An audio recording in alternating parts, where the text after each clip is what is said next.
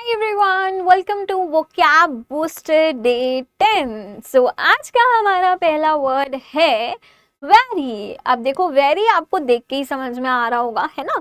So very आपका मतलब होता है कि सतर्क रहना, सावधान रहना। सतर्क रहे, सावधान रहे, वेरी रहे। ओके, मीनिंग है कॉशियस अबाउट पॉसिबल डेंजर्स और प्रॉब्लम्स। ठीक है, अब इसको याद करने का तरीका क्या है, आपको इसमें एक वर्ड दिख रहा होगा, वॉर। वॉर के टाइम पे आप क्या रहते हो, कॉशियस रहते हो, आप सावधान रहते हो, है ना। तो आप इसको रिमेंबर करो, इसको याद करो अपने सोल्जर्स से, है ना, कि वॉर के टाइम पे हमारे जो सोल्जर्स होते हैं वो एक्सट्रीमली कॉशियस होते हैं, अलर्ट होते हैं वॉर को लेके। ठीक है, तो वॉर के टाइम पे माहौल बड़ा कैसा हो जाता है, अलर्ट, एकदम कॉशियस हो जाता है। वही इसका मतलब है। सेंटेंस देखें तो इसको आपने एडजेक्टिव की तरह यूज करना है, जैसे कि she was very of strangers offering unbelievable deals online. तो वो जो लड़की थी वो बिल्कुल कॉशियस थी, उसे पता है कि ऑनलाइन लोग अनबिलीवेबल, ठीक है, डील्स देते हैं, है ना। सिनोनिम में आप लिख सकते हो कॉशियस, केयरफुल, विजिलेंट। एंटोनिम में आप लिख सकते हो केयरलेस और रेकलेस। रेकलेस इंपॉर्टेंट है, मतलब कि आप ध्यान नहीं देते हो। ऑलराइट, नेक्स्ट हमारा वर्ड है जेनोफोबिया। जेनोफोबिया मतलब होता है कि आपको फॉरेनर्स से बहुत डर लगता है। ठीक है, विदेशियों से घृणा या भय को हम कहते हैं जेनोफोबिया। ठीक है, जैसे कि एक सेंटेंस देखते हैं, ये एक डर है। डर है तो ये एक नाउन की तरह आप यूज करोगे, जैसे कि the rise in xenophobia led to unfair treatment of immigrants. तो इमिग्रेंट्स के साथ में अच्छा ट्रीट नहीं कर रहे थे, क्योंकि लोगों में जेनोफोबिया बढ़ रहा था, फॉरेनर्स के लिए डर बढ़ रहा था। सिनोनिम में आप लिख सकते हो प्रेजुडाइज। वैसे तो इसका, क्योंकि ये डर है तो इसका एज सच कोई सिनोनिम या एंटोनिम हो नहीं सकता, बट आप लिखना चाहो तो आप लिख सकते हो प्रेजुडाइज, क्योंकि डर है तो मतलब आप डिसलाइक कर रहे हो। बाइगॉटरी आप लिख सकते हो, इंटॉलरेंस लिख सकते हो। एंटोनिम में आप लिख सकते हो tolerance, acceptance. Okay okay, next one we have is brevity. अभी ब्रेविटी का क्या होता है, तो देखो, ब्रेविटी एक नाउन है जिसका मतलब होता है कंसाइस, एग्जैक्ट यूज ऑफ वर्ड्स। मतलब जैसे मैम बोलती है ना कि आप जब अपना आंसर लिखो तो उसमें ब्रेविटी होनी चाहिए, आंसर आपका एकदम कंसाइज होना चाहिए, एकदम क्लियर होना चाहिए। ठीक है, संक्षिप्तता हम जो बोलते हैं वो। ओके, अब इसको याद करने का तरीका क्या है, इसको याद करने का तरीका है, ब्रेविटी है ना, तो आप इसको याद करो, break city, break plus city. माने कि मान लो, आप इमेजिन करो कि आपने एक सुपर शॉर्ट ब्रेक लिया, ठीक है, और उस ब्रेक के अंदर आपने पूरी सिटी को एक्सप्लेन कर दिया। एक छोटे से ब्रेक में आपने पूरी सिटी को एक्सप्लेन कर दिया, यानी कि कम समय में आपने ज्यादा बता दिया। तो मतलब आपने एकदम कंसाइज चीजें बताई हैं, आपने एकदम एक्यूरेट, एकदम क्लियर, एग्जैक्ट वर्ड्स के साथ में चीजों को बता दिया है। ठीक है, ओके, सेंटेंस देखते हैं, जैसे lawyer was pressed for the brevity. जो लॉयर था उसकी तारीफ की गई उसकी ब्रेविटी के लिए, and his clarity of his argument. अब सिनोनिम में आप लिख सकते हो कंसाइसनेस, ब्रीफनेस, सकिंगनेस। ओके, एंटोनिम में आप लिख सकते हो वर्बोसिटी। वर्बोसिटी मतलब बहुत सारे वर्ड्स है, वर्डीनेस भी आप बोल सकते हो। क्लियर, चलिए next one we have कैंडर।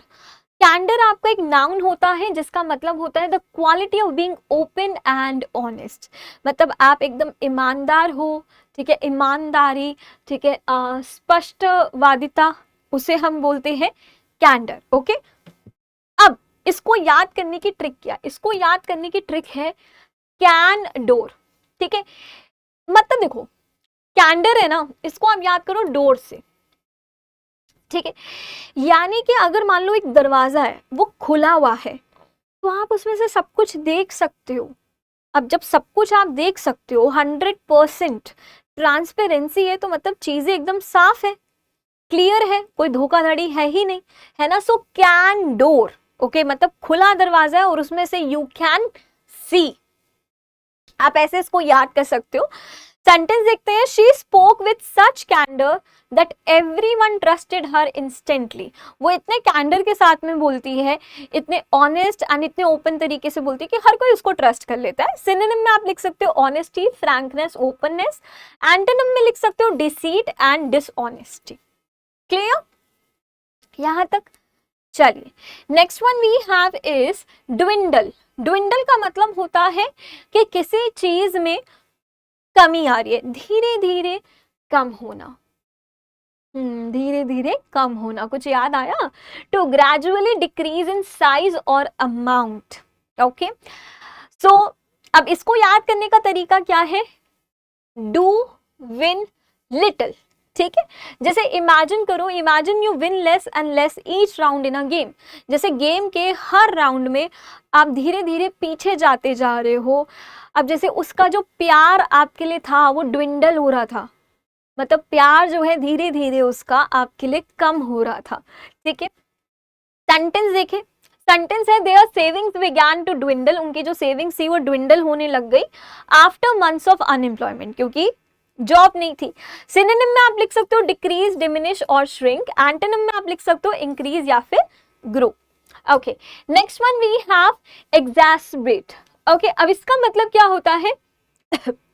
To make a problem और सिचुएशन वर्स, किसी प्रॉब्लम को या किसी सिचुएशन को बदतर बना देना। ओके, तो उसे कहेंगे एग्जैस्परेट।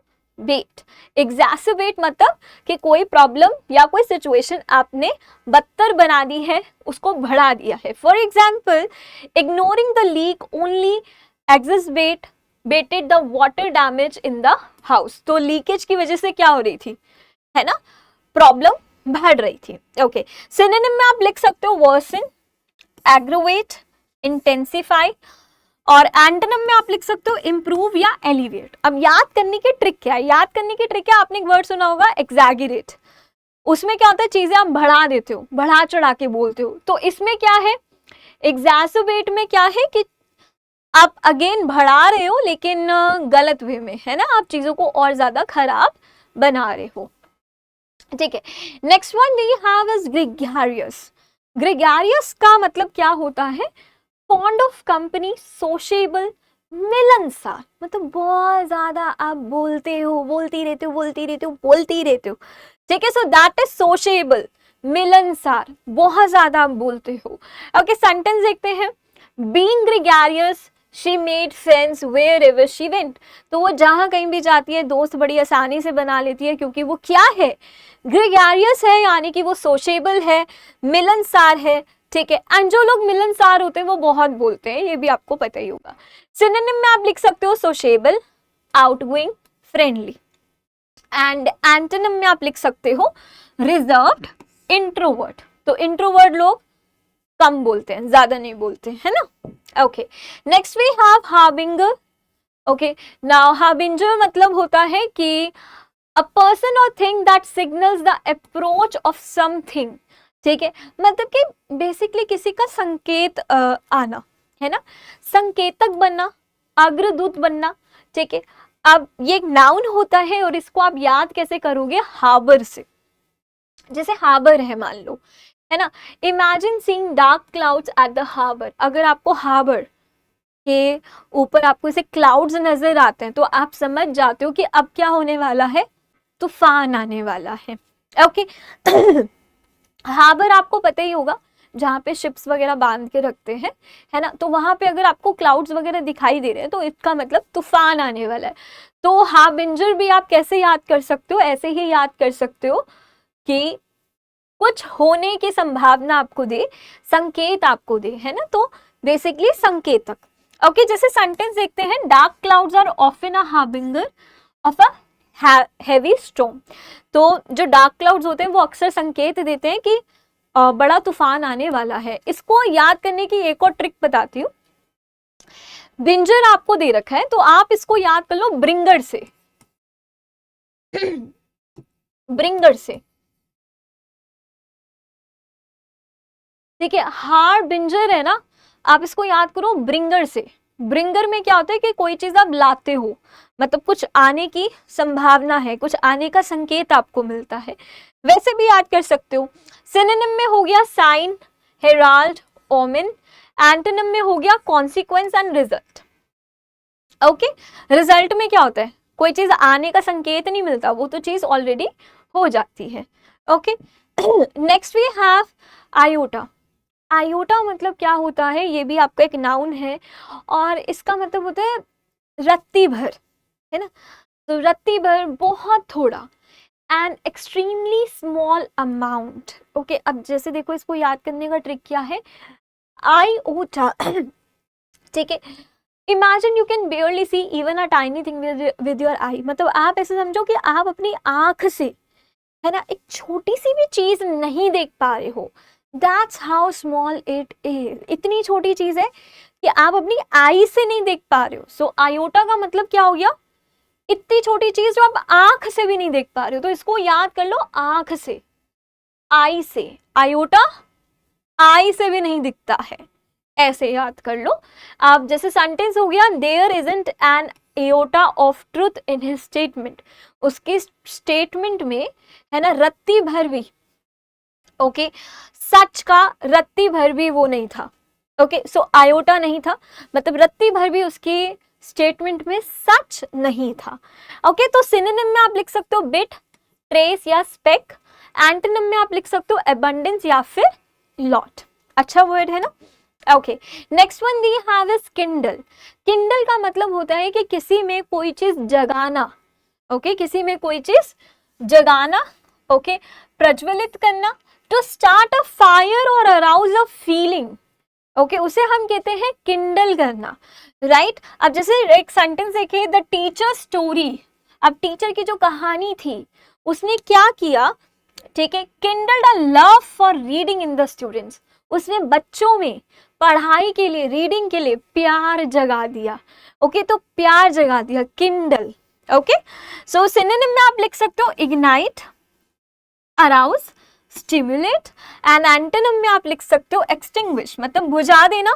डाउस एक इंपॉर्टेंट वर्ड है जिसका मतलब होता है बुझा देना। ओके, सो किंडल मतलब, ठीक है, कोई चीज जगाना, जगा देते हो, उसे आप कहते हो किंडल। ओके, सो यहाँ पे होते हैं हमारे आज के टॉप 10 वर्ड्स। एंड अब आपकी बारी है, कोई भी 5 वर्ड्स के आपको सिनोनिम्स लिखने हैं कमेंट सेक्शन बॉक्स में, या फिर आप लिख सकते हो एंटोनिम्स, बना सकते हो सेंटेंसेस।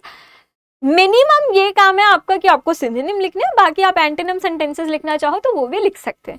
मिलते हैं नेक्स्ट वीडियो में, तब तक आई होप कि आप ये पूरी सीरीज देख रहे हो और आपको अच्छी लग रही है, हेल्पफुल लग रही है।